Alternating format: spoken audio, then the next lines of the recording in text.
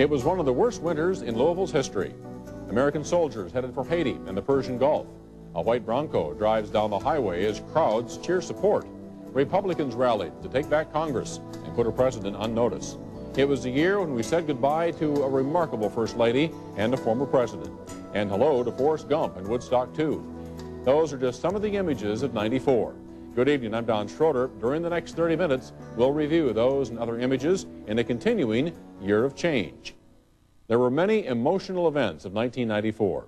This fourth year in the last decade of the 20th century began with a reminder that despite all of our technology and conveniences, life can come to a halt when nature wants it to.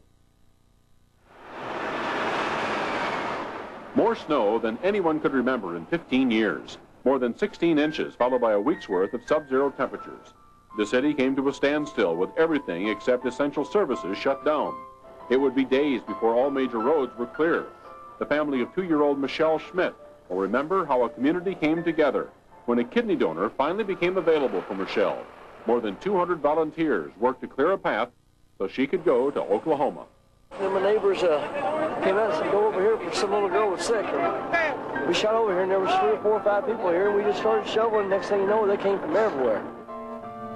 When the city was finally able to dig out, more snowplows would be bought and arrangements made between the city, county, and state to be better prepared.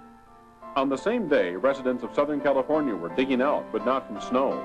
A massive earthquake would cost millions, and it would be months before life returned to normal. I had no prior knowledge of the planned assault on Nancy Kerrigan.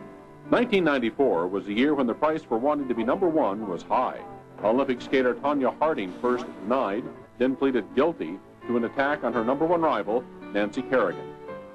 In the country of Singapore, American Michael Fay was accused and convicted of vandalism. The punishment, 4 lashes with a cane.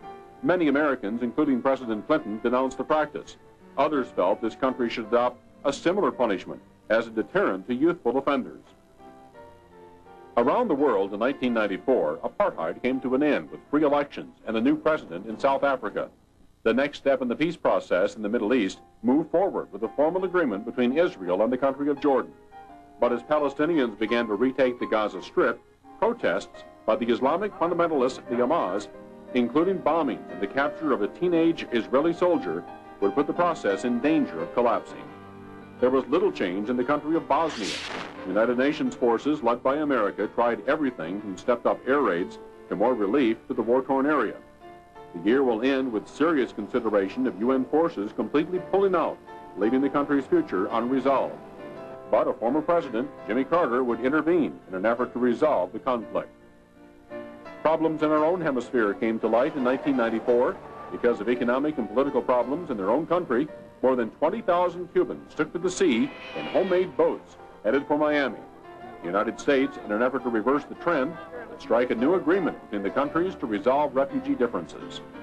It had been 3 years since an exiled President Aristide had fled in exile, when the junta leaders, led by General Raul Cedras, after several promises refused to leave, President Clinton threatened invasion. The message of the United States to the Haitian dictators is clear.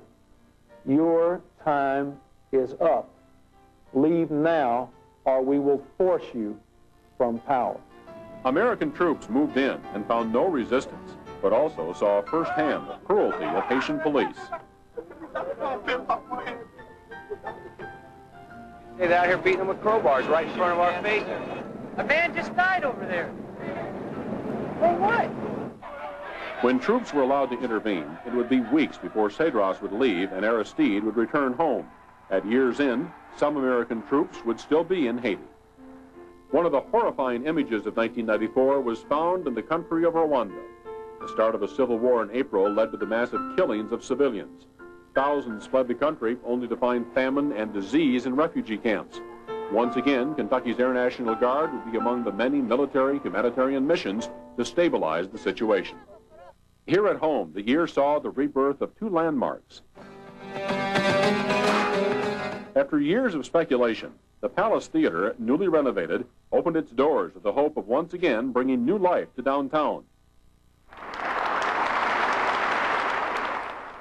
And the Cathedral of the Assumption, one of the oldest Catholic cathedrals in the nation, opened its doors for worship after millions of dollars in restoration. This was also the year that someone in Kentucky wanted to open a nudist camp for Washington County over the complaints of folks who lived there. The idea was turned down when a background check was run on the man who wanted to develop the camp. In sports, Dallas had no problem beating Buffalo to repeat a Super Bowl victory. UK went to the NCAA but couldn't make it out of St. Petersburg. U of L went a little farther, making it to Los Angeles before being stopped. After 20-plus years, Denny Crum would achieve a special place for those who have brought basketball to its highest level in the Hall of Fame. In May, Gopher Gin took the run for the Roses, but Tabasco Cat would take the Preakness and the Belmont Stakes. America's favorite pastime had its problems in '94. Baseball managed to get underway, but arguments between players and owners over many issues, including the salary cap, would end the baseball season in August. No World Series this year, and the talks are still going on. America also tried to understand a new sport that many young people already knew about, World Cup soccer. Michael Jackson surprised everyone with news that he was now married to Elvis's daughter, Lisa Marie. At the box office this year, we paid the most to see a story about a simple man named Forrest Gump, who accomplished amazing things.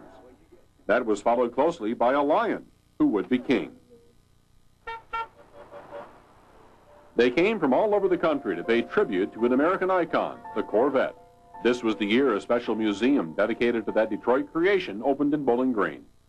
As summer came to a close, the United States found itself worried about an old enemy. Saddam Hussein began massing troops near the Kuwaiti border. It would be a grave error for Iraq to repeat the mistakes of the past or to misjudge either American will or American power. The United States prepared to send troops back to ensure the safety of Kuwait. Saddam backed down. In October, 5 people died in the crash of an airplane in Sellersburg, Indiana. The crash is still under investigation, but foggy weather is believed to be the cause. This was also a year the safety of America's aviation industry came into question. There were several plane crashes this year, but the one that caused the most concern was the safety of commuter flights in weather conditions such as ice. It had been 5 years since Joseph Westbecker went on a rampage at Standard Revere, killing 8 and wounding 12 others. In the fall, the drug Prozac went on trial as being responsible for Westbecker's actions. After 2.5 months of testimony, a jury found Prozac not guilty. It was billed as Game 1.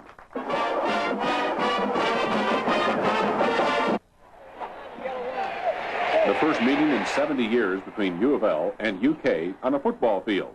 UK would win, but it was their only win of the season. The Cats lost the next 10 games. U of L would fare better with a 6-5 record, but in December would lose its coach. We said goodbye to many familiar faces in 1994. She was the lady known as America's favorite mom. He told us all about Minnie the Moocher. She was a champion track and field athlete. Hollywood said goodbye to an amazing group of performers. Burt Lancaster, John Candy, Jessica Tandy, Raul Julia, George Papard, and Joseph Cotton. 1994 was the year when we stopped and remembered how far we had come as a country. It marked the 25th anniversary of the year man walked on the moon. It's one small step for man, one giant leap for mankind. 50 years ago, the Allied forces turned the tide of World War II with the invasion of Normandy.